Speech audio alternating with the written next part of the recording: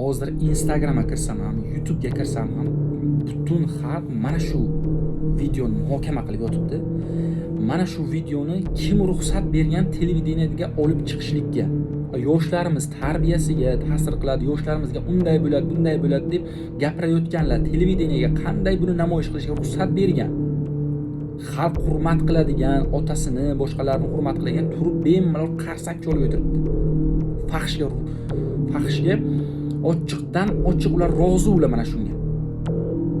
Bir oddiy maktab o'quvchisining telefonidan 18+ rasmmi, videomi chiqib qolsaga darrov uni javobgarlikka tortadi. Ichki ishlar xodimi, boshqa mutasaddilar.